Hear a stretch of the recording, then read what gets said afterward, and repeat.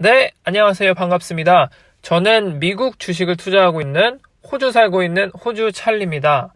저번 시간 저희가 이리디움 커뮤니케이션에 대해서 이 니코사에 있는 글로벌 스페이스 펀드에 대해서 한번 알아봤었죠. 그래서 혹시라도 그거를 못 보신 분들이 있다면 제가 우측 상단에 바로가기 링크를 걸어 드릴 테니까 그거를 한번 보고 오시면 더 좋을 것 같습니다.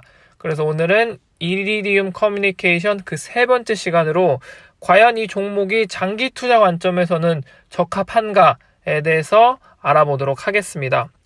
그런데 본격적인 시작에 앞서서 제가 이 주식 관련 컨텐츠를 업로드하고 정말 많은 분들이 구독을 눌러주셔서 정말 너무나도 감사드리면서 한편으로는 더 좋은 컨텐츠를 올려야겠다라고 생각을 하고 있어요.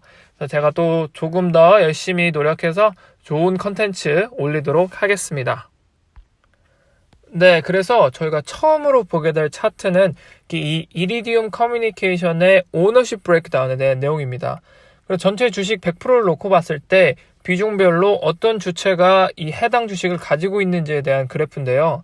보시는 것처럼 이 빨간색으로 표시된 외부 기관 투자자들이 전체 이리디움 커뮤니케이션의 주식의 상당 부분을 가지고 있다라는 것을 여러분께서 확인하실 수가 있으시고요. 내부 투자자들 같은 경우에는 한 11%, 그리고 저희 같은 이제 일반 개미들, 대중들에게 공개된 주식은 최하 5.1% 정도밖에 안 된다고 하더라고요. 제가 이 차트를 보고 느낀 점은 저번 주 금요일 제가 주식을 줍줍했던 매수가 기회가 왔었을 때 이 이리디움 커뮤니케이션은 주가가 크게 변동이 없더라고요.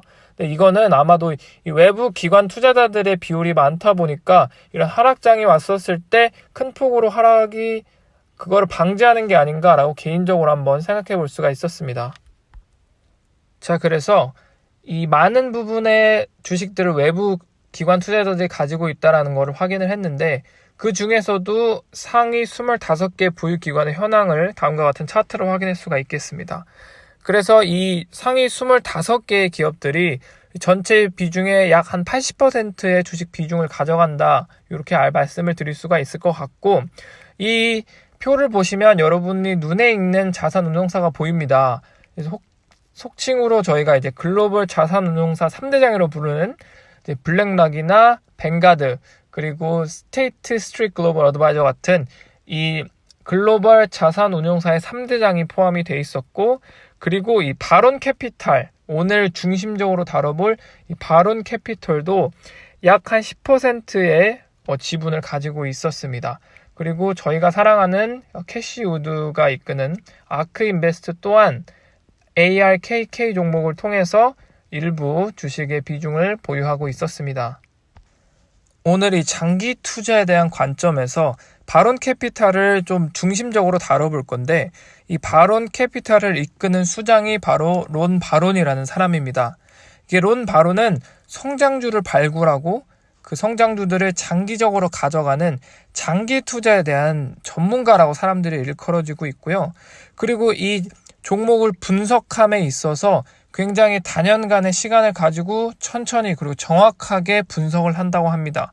그리고 그 분석된 결과를 바탕으로 최소 5년, 길게는 10년 이상 이렇게 종목을 가져가기로 유명한데, 포트폴리오에서 일부 종목이 편입되고 일부 종목이 나가는 이 포트폴리오 회전율도 다른 장기 투자 전문가들이랑 비교했을 때 굉장히 낮은 수준이라고 해요. 그러니까 종목을 구성하는 데 있어서 굉장히 심혈을 기울이고 한번 정했다 싶으면 오래 가져가는 사람이라고 생각합니다.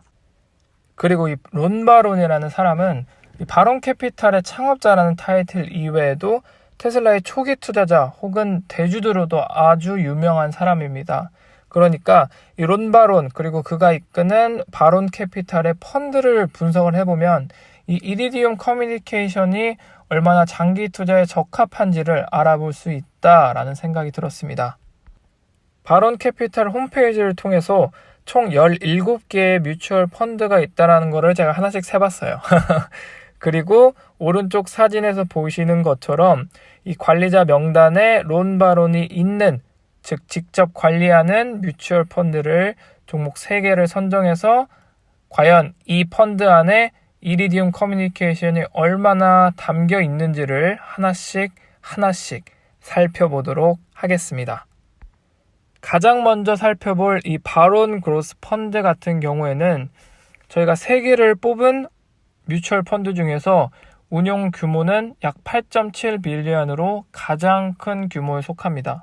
그리고 보시는 것처럼 탑 10 홀딩은 이렇게 표시가 되는데, 저희가 궁금한 알고 싶은 이리디움 커뮤니케이션은 약 한 4% 정도의 비중을 가지고 있다는 것을 차트를 통해 확인할 수가 있었습니다.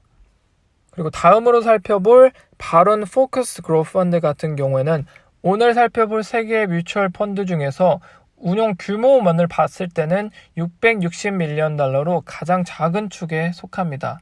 그래서 탑 10 홀딩스를 살펴보면 첫 번째가 약 한 38%의 비중으로 담겨있는 테슬라를 확인할 수가 있겠고요. 그리고 아래쪽을 보시면 이리디움 커뮤니케이션은 약 한 2.4%의 비중으로 해당 펀드에 담겨 있었습니다.